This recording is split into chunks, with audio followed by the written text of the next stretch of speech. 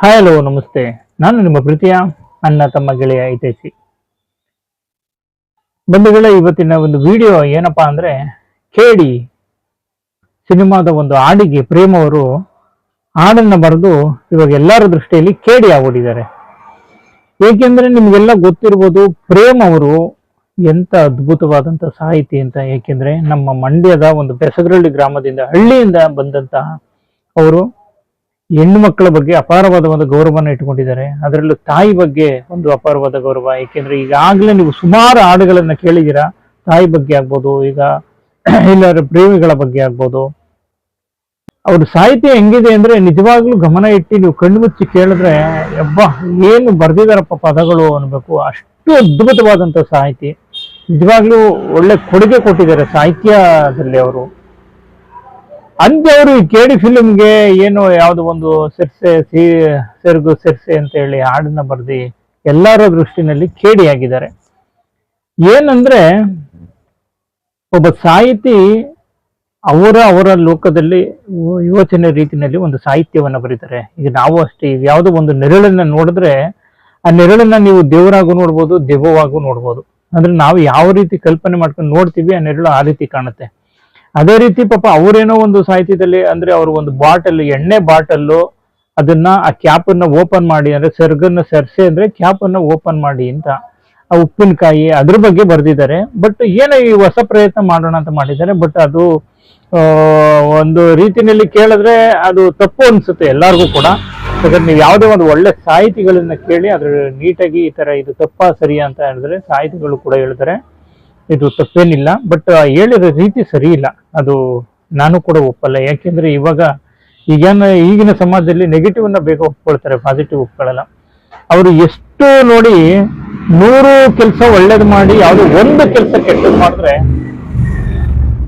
ಆ 100 ಕೆಲಸ ಅವ್ರಿಗೆ ಲೆಕ್ಕ ಬರಲ್ಲ. ಯಾವುದು ಒಂದು ಕೆಟ್ಟ ಕೆಲಸ ಮಾಡಿರ್ತಾರೆ, ಆ ಕೆಟ್ಟ ಕೆಲಸನೇ ಜನಕ್ಕೆ ಬೇಗ ಇದಾಗುತ್ತೆ. ಈಗ ಏಕೆಂದ್ರೆ ಈಗ ನಾನು ನೋಡಿದ್ದೀನಿ ಸೋಷಿಯಲ್ ಮೀಡಿಯಾದಲ್ಲಿ, ಫೇಸ್ಬುಕ್, ಇನ್ಸ್ಟಾಗ್ರಾಮ್, ಯೂಟ್ಯೂಬ್ ಅಲ್ಲಿ ಏನಿದೆ, ಈಗ ಇರಾನ್ನವರು ಹೆಂಗೆ ಅಮೆರಿಕದವ್ರ ಮೇಲೆ ಮುಗಿಬಿದ್ದಿದ್ದಾರೆ ಕೋಪ ಬಂದು, ಹಾಗೆ ಪಾಪ ಪ್ರೇಮ್ ಅವ್ರ ಮೇಲೆ ಮುಗಿಬಿದ್ದು ಬಿಟ್ಟಿದ್ದಾರೆ ಎಲ್ಲ. ಏನಂದ್ರೆ ಇನ್ನೊಂದು ಕರ್ಮ ಏನ್ ಗೊತ್ತಾ, ಹಣೆ ಬರ ಇಲ್ಲಾಂದ್ರೆ ಹಾಸ್ಯ ಅನ್ಬೇಕು. ಅವ್ರು ಬರ್ದಿರೋದು ಆ ಪದ ಸರಿ ಇಲ್ಲ ಅಂತ ಹೇಳಿ ಕಮೆಂಟ್ ಮಾಡ್ತಾರಲ್ಲ, ಅವರು ವಿಡಿಯೋ ಮಾಡುವಾಗ ಹಾಕಿರೋ ಬಟ್ಟೆ, ಕುತ್ಕೊಂಡು ಮಾತನಾಡೋ ರೀತಿ ಕೆಲವೊಂದು ಜನಗಳು, ಮತ್ತೆ ಇನ್ನು ಕೆಲವೊಂದು ಜನಗಳು ಅದಕ್ಕೆ ಕಮೆಂಟ್ ಮಾಡ್ತಾರೆ ನೋಡಿ ಆ ಪದಗಳು. ಅಂದ್ರೆ ಈಗ ಪ್ರೇಮ್ ಅವ್ರು ಮಾಡಿರೋದು ತಪ್ಪು, ಅದು ಅಸಹ್ಯ, ಫ್ಯಾಮಿಲಿ ನೋಡಕ್ಕಾಗಲ್ಲ, ಕೇಳಕ್ಕಾಗಲ್ಲ, ಅಷ್ಟು ಪದ ವಿಚಿತ್ರವಾಗಿ ಬರ್ತಿದ್ದಾರೆ ಅಂತ ಕಮೆಂಟ್ ಹಾಕ್ತಾರಲ್ಲ. ಅವ್ರ ಕಮೆಂಟ್ ಎಷ್ಟು ಕೆಟ್ಟದಾಗಿರುತ್ತೆ ಅಂದ್ರೆ ಅದು ಮಾತಾಡಕ್ಕೆ ಆಗಲ್ಲ ನಾವು. ಈಗ ನಾನು ಆ ಭಾಷೆ ಬಳಸಬಾರ್ದು, ಅದು ಬಳಸಿದ್ರೆ ತಪ್ಪಾಗುತ್ತೆ. ಅಷ್ಟು ಕೆಟ್ಟದಾಗ ಕಮೆಂಟ್ ಮಾಡ್ತಾರೆ. ಅಂದ್ರೆ ಇವನು ಯಾವ ನೈತಿಕತೆ ಮೇಲೆ ಅವ್ರಿಗೆ ನೀವ್ ಬರ್ದಿರೋದ್ ಪದ ಸರಿ ಇಲ್ಲಪ್ಪ ಅಂತ ಹೇಳ್ತಾನೆ. ಇವನ್ ಹೇಳೋ ರೀತಿನೇ ಸರಿ ಇಲ್ವಲ್ಲ, ಇವನ್ ಪದ ಅತಿ ಇನ್ನು ಅದಕ್ಕಿಂತ ಕೆಟ್ಟದಾಗಿದೆ. ಒಂದು ಕೆಲಸಕ್ಕೆ ಬರದ ಜನಗಳು ಕೆಲಸಕ್ಕೆ ಬರ್ದಿರೋ ಅಂದ್ರೆ ಎಲ್ರೂ ಅಲ್ಲ, ಅದರಲ್ಲೂ ತುಂಬಾ ಒಳ್ಳೆ ಜನ ಇದ್ದಾರೆ. ಒಳ್ಳೊಳ್ಳೆ ಕಮೆಂಟ್ಗಳು ಮಾಡಿ ಅಪ್ರಿಶಿಯೇಟ್ ಮಾಡಿ ಅವ್ರಿಗೆ ಮೋಟಿವೇಶನ್ ಮಾಡಿ ಮುಂದೆ ಬರೋ ಹಾಗೆ ಮಾಡೋ ಅಂತವ್ರು ಇದ್ದಾರೆ. ಈಗ ಯಾಕಾರು ಬಂದಪ್ಪ ಸೋಷಿಯಲ್ ಮೀಡಿಯಾದಲ್ಲಿ ಏನೇ ಒಂದು ಮಾತಾಡ್ಬೇಕು ಹಾಕ್ಬೇಕು ಅಂದ್ರೆ ಭಯ ಪಡ್ಬೇಕು, ಹಾಕ್ಲೋ ಬೇಡವೋ ಅಂತ ಆ ಒಂದು ರೀತಿನಲ್ಲಿ ಕೆಟ್ಟದಾಗಿ ಕಮೆಂಟ್ ಮಾಡೋರು ಕೂಡ ಇದ್ದಾರೆ.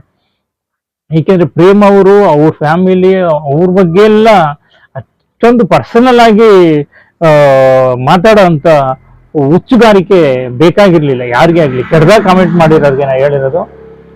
ಅವರು ಹೇಳಿದಾರೆ, ಈಗ ನೀವು ಹಂಗೂ ಈಗೇನು ದನಿ ಎತ್ತಿದ್ರೆ ಎಲ್ರು ಇದೇ ಥರ ದನಿ ಎತ್ತಬೇಕು. ಅಂದರೆ ಈ ಚಿತ್ರಗಳಲ್ಲಿ ಈ ಫೈಟಿಂಗ್ ಸೀನಲ್ಲಿ ಕೊಲೆ ಮಾಡೋದು, ಹಾರೆ ತಗೊಂಡು ತಿವುದಿ ಸಾಯೋದು, ಕೊಡ್ಲಿನಲ್ಲಿ ಕತ್ತರಿಸೋದು, ಈ ಥರ ಅಮಾನುಷವಾಗಿ ಕ್ರೌರ್ಯವಾಗಿ ಮಾಡ್ತಾರಲ್ಲ, ಅದು ಯುವ ಜನಕ್ಕೆ ಮಾರಕವಾಗೈತೆ. ಅದ್ರ ಬಗ್ಗೆ ದನಿ ಎತ್ತಿ ಆವಾಗ ಒಂದು ಖುಷಿ ಪಡ್ಬೋದು, ಏನೋ ಒಂದು ಸಮಾಜ ಬದಲಾವಣೆ ಆಗ್ಬೋದಪ್ಪ ಅಂತೇಳಿ.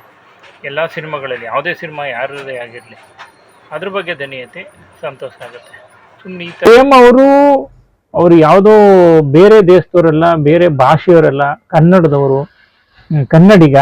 ಅವ್ರಿಗೂ ಅಪಾರವಾದ ಗೌರವ ಹೆಣ್ಮಕ್ಳ ಮೇಲಿದೆ, ಮತ್ತೆ ನಮ್ಮ ಕನ್ನಡ ಭಾಷೆ ಮೇಲಿದೆ. ಹಾಗಾಗಿ ಒಳ್ಳೊಳ್ಳೆ ಹಾಡುಗಳನ್ನ ಕೊಟ್ಟಿದ್ದಾರೆ. ಯಾವುದೋ ಈಗ ನೋಡಿ ಅಂತ ಒಳ್ಳೆ ವ್ಯಕ್ತಿ ಆಗಿರೋದಕ್ಕೇನೆ ಇವಾಗ ಅವರು ಡಿಲೀಟ್ ಮಾಡಿಸಿದ್ದಾರೆ, ಹಿಂದಿನಲ್ಲಾಗ್ಲಿ ಕನ್ನಡದಲ್ಲಾಗ್ಲಿ. ನಾನೇನು ಪ್ರೇಮ್ ಅವ್ರನ್ನ ಸಮಜಾಯಿಸ್ಕೊತಾ ಇಲ್ಲ ಇಲ್ಲಿ. ಈಗ ಅದಕ್ಕೂ ಕೆಲವೊಂದು ಹೇಳ್ತಾರೆ, ಓ ನೀವು ಪ್ರೇಮ್ ಅವ್ರನ್ನ ಸಮಜಾಯಿಸ್ಕೊತಾ ಇದ್ದೀರಿ, ಮತ್ತೆ ನಂದು ಯಾವುದೇ ಚಾನಲ್ ಇದೆ ನನ್ನ ಒಂದು ಮನಸ್ಸಿನಲ್ಲಿರೋದು ಮಾತಾಡೋದಕ್ಕೆ ಏನೋ ಮಾತಾಡ್ಬೇಕು ಅನ್ಸಿದ್ರೆ ಇಟ್ಕೊಂಡಿದ್ದೇನೆ ಹೊರತು ನಾನು ಯಾವುದೇ ಚಾನಲ್ ನಾವು ಅಷ್ಟು ಫೇಮಸ್ ಆಗಿಲ್ಲ, ಯಾವ ಪೇಯ್ಡ್ ಚಾನಲ್ ಇಲ್ಲ. ಕೆಲವೊಂದು ಜನ ಅದನ್ನು ಹೇಳ್ತಾರೆ, ನಿಮ್ದು ಪೇಯ್ಡ್ ಚಾನಲ್ ಅದಕ್ಕೆ ಬಕೆಟ್ ಹಿಡಿತಾ ಇದ್ದೀರಿ. ಮತ್ತೆ ಅಂದ್ರೆ ಬೇರೆ ಚಾನಲ್ ಬಗ್ಗೆ ನಿಮ್ಗೆ ಹೇಳ್ತಾ ಇದ್ದೀನಿ ಹೊರತು ನನ್ನ ಒಂದು ವೀಕ್ಷಕ ಪ್ರಭುಗಳು ಏನಿದ್ದಾರೆ ಫೇಸ್ಬುಕ್, ಇನ್ಸ್ಟಾಗ್ರಾಮ್, ಯೂಟ್ಯೂಬ್ ಅಲ್ಲಿ ಖಂಡಿತ ನಾನು ಪುಣ್ಯವಂತ. ಯಾಕೆ ನನಗೆ ಆ ತರ ಯಾವುದೇ ವಿಡಿಯೋಗಳಲ್ಲಿ ಕೆಟ್ಟದಾಗಿ ಕಮೆಂಟ್ ಮಾಡಿರೋ ಒಬ್ಬ ವೀಕ್ಷಕರು ಕೂಡ ನನಗಿಲ್ಲ. ಅದು ನನ್ನ ಪುಣ್ಯ. ಎಲ್ರಿಗೂ ಧನ್ಯವಾದಗಳು. ಎಲ್ಲ ಒಳ್ಳೊಳ್ಳೆ ವೀಕ್ಷಕರಿದ್ದಾರೆ, ನನಗಂತೂ ಒಳ್ಳೆ ಕಾಮೆಂಟ್ಗಳು ಬರ್ತವೆ. ಹೇಳಿ, ಏಕೆ ಪ್ರತಿಯೊಬ್ಬರನ್ನು ಇದು ವಾಕ್ ಸ್ವಾತಂತ್ರ್ಯ ನಮ್ಮ ಭಾರತ ದೇಶ, ಅವರವರ ಮನಸ್ಸಲ್ಲಿ ಇರುವಂತದ್ದನ್ನ ಮಾತಾಡ್ಬೋದು, ಬಟ್ ಆ ರೀತಿ ಒಳ್ಳೇದಿರ್ಬೇಕಷ್ಟೇ. ಈಗ ಮೆಚ್ಚಿಸ್ಬೋದಂತೆ, ಜನಗಳನ್ನ ಮೆಚ್ಚಿಸಕ್ಕಾಗಲ್ಲ. ಅಂದ್ರೆ ದೇವ್ರನ್ನ ಮೆಚ್ಚಿಸ್ಬೋದು, ಜನಗಳನ್ನ ಮೆಚ್ಚಿಸಕ್ಕಾಗಲ್ಲ. ನೆಗೆಟಿವ್ ಪಾಸಿಟಿವ್ ಇದ್ದೇ ಇರುತ್ತೆ. ಹಾಗಾಗಿ ನಾವು ಪಾಸಿಟಿವ್ಗಳನ್ನ ಮಾತ್ರ ಕೌಂಟ್ ಮಾಡ್ಕೊಂಡು ಮುಂದೆ ಹೋಗೋಣ. ಕೆಲವೊಂದು ಈಗ ಜಾತಿ, ಭಾಷೆ, ಮತ್ತೆ ರಾಜ್ಯಗಳು, ಈ ತರ ವಿಷಯಗಳಲ್ಲಿ ಸ್ವಲ್ಪ ಯೋಚನೆ ಮಾಡಿ ಹೆಣ್ಣಿನ ಬಗ್ಗೆ ನಾವು ಬರೆಯುವಾಗಲಿ ಮಾತಾಡೋದು ಬರೆಯೋದು ಒಳ್ಳೇದು ಅಂತ ಹೇಳ್ತಾ ಈ ಒಂದು ನನ್ನ ಪುಟ್ಟ ಮಾತನ್ನ ಮುಗಿಸ್ತಾ ಇದ್ದೀನಿ. ದಯವಿಟ್ಟು ಈ ವಿಡಿಯೋ ಇಷ್ಟ ಆದರೆ ಲೈಕ್ ಮಾಡಿ, ಶೇರ್ ಮಾಡಿ, ಸಬ್ಸ್ಕ್ರೈಬ್ ಮಾಡಿ.